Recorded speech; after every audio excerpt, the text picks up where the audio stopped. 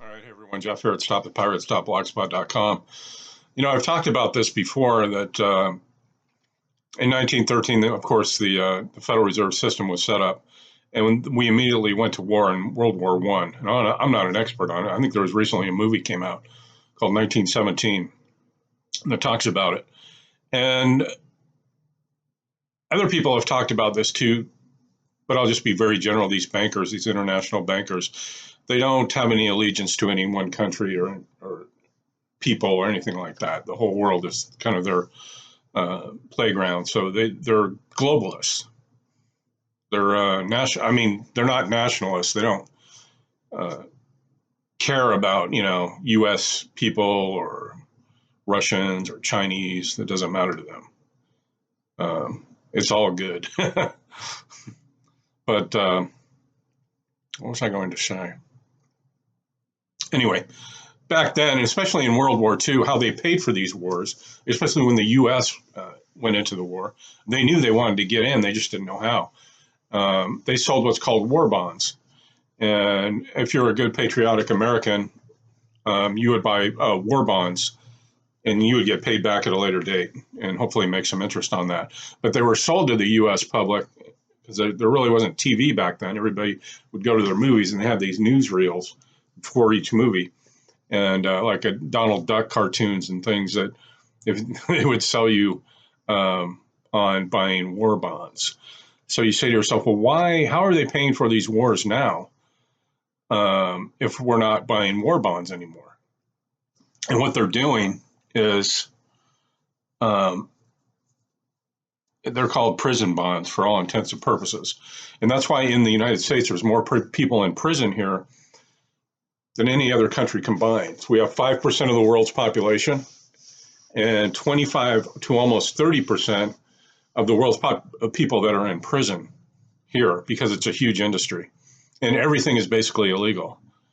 So, I mean, just think about the massiveness of it. And judges are involved, cops are involved. You have probation, just the huge industry of it.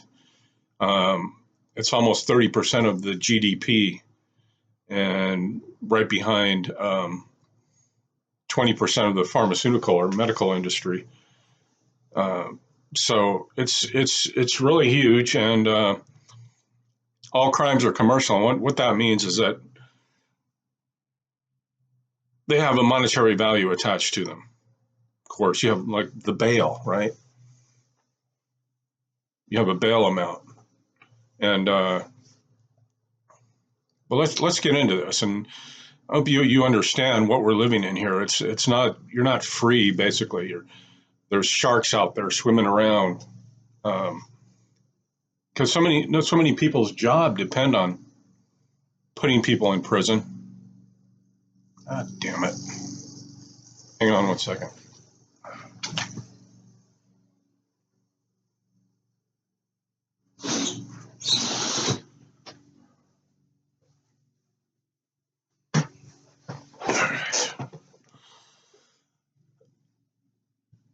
You live in one of these neighborhoods, right? In these little houses, these little matchbox houses, and everybody has their little lawn out front, you know, and but everybody's too busy to mow their own grass.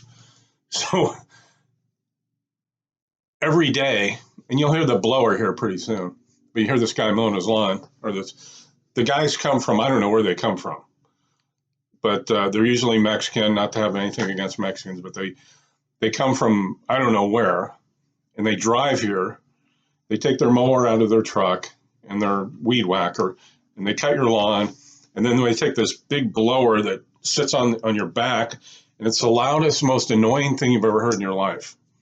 And they just blow it. It just big dust just goes everywhere. You're thinking, well, where are they blowing it? Well, they're blowing it into your yard and the neighbor's yard. It's incredible. It's so stupid, um, and annoying too. But I digress.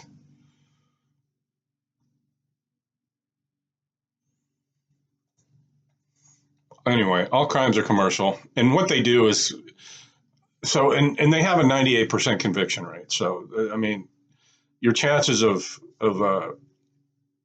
winning in court if you didn't do anything are pretty slim. That's why they offer you, let's make a deal time when you get in there. And then, of course, the conditions in the local jails are just horrendous. And everybody's a snitch in there, and you just want to get out. any possible way. Just get me the fuck out of here. I'll sign anything. Just let me out, man.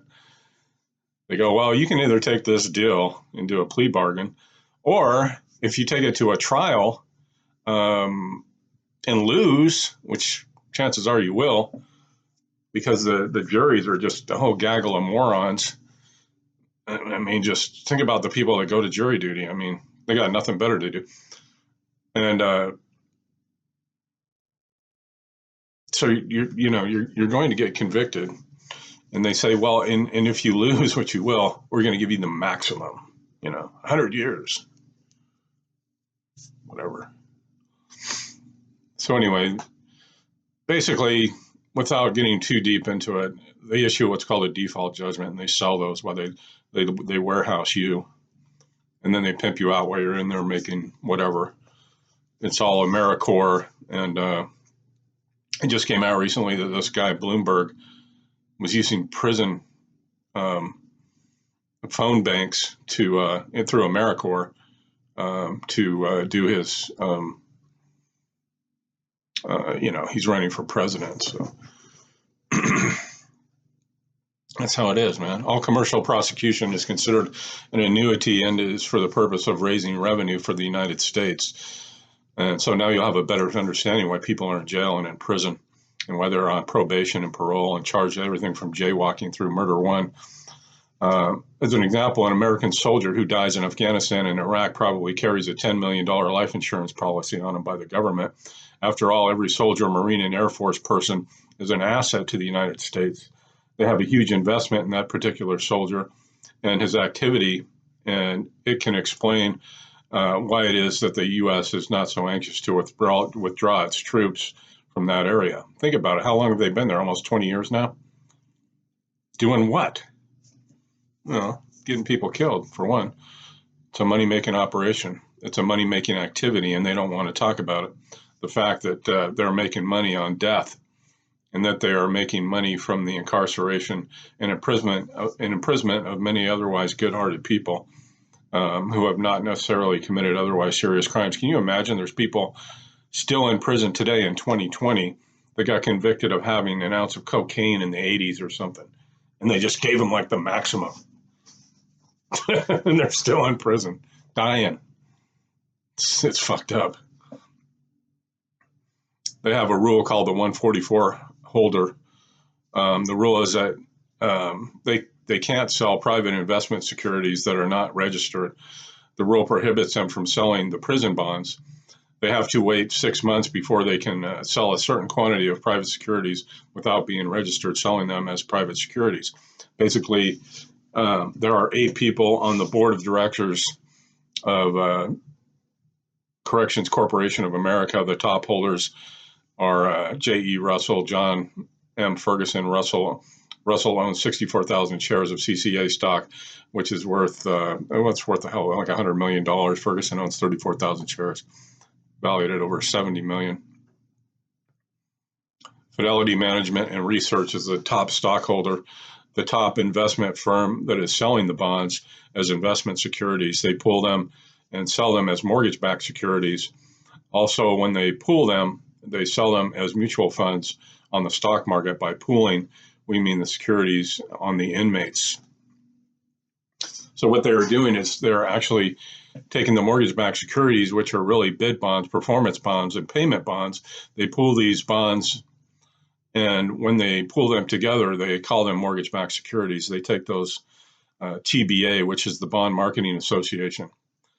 They take these to TBA, which is the Bond Market Association. It's an actual market for bonds.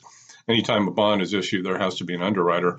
The bonds have to be underwritten. Bonds that are issued have to be indemnified. So there has to be surety on to indemnify the bonds. The brokerage houses and the insurance companies indemnify the bonds. They're called surety companies. After the surety company indemnify the bonds, which is underwriting them, they do this, and an investment banker or the banks themselves do this. They job it out to them. They buy up all these shares and turn around and sell them as investment securities. The shares represent the stock, which represent the account of CCA. All of them have been funneled through CCA, the Corrections Corporation of America. What they were doing is selling stock in the prison system by selling the prisoners' accounts as securities through the securities exchange. They were making huge amounts of money off it. They privatized the prisoners' accounts and bring all of these investors in. And what they are doing is underwriting all these prisoners' accounts, which are bonds. And this is after the surety company guarantees the bonds. Then they are underwritten through an investment bank or banker. Then they are put out on the market and resold to the public. And you can actually go into a Fidelity website, enter a prisoner's case number, located at Fidelity Investments Online Securities Lookup Index query, and locate that prisoner's bonds and find out what they're being traded for. I'll leave a link to this article down below. They sell the prisoner's accounts as a commercial dishonor and sell it to the public as a commercial dishonor. It's like a default judgment. And that's what all these courts are. The courts are the banks, and it's about money. And the only people that have money are the U.S. citizens. So they make all these laws, everything illegal. And as soon as you violate a statute or code, they got you.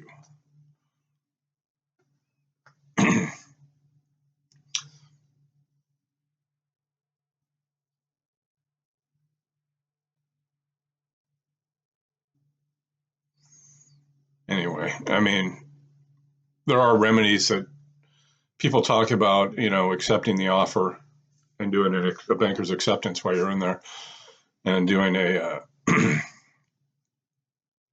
making the prosecutor your fiduciary.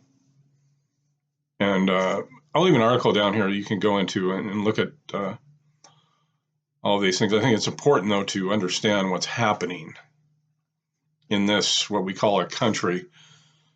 But it's just a business, and we're the commodity, and you don't really hear about it. But, thank God for the police, right? Because they're out there protecting and serving everybody. Actually, what they're doing is protecting and serving the corporation and arresting code breakers. They can't protect anybody for anything. And I know there's good police out there that, that don't want to beat you up and shoot you, but just like the prison or the soldiers have life insurance policies on them for the government of around $10 million. Each U.S. citizen does too. I mean, your corporate fiction, your all caps name. Because there has to be, because there's bonds out there, your social security number, that are being sold to other countries and investors. And why would these other countries and investors buy these bonds? How are they going to get paid back their money? Well, they're going, hey, look, we're either going to put them in prison, or we got guns to go to them if they don't pay their federal income tax and their taxes, and we'll put them in prison then. So that's how they roll. That's what's happening. That's what's going on in the world. So don't be naive and think everything's fine, because it's not. Go to stopthepirates.blogspot.com. Thanks.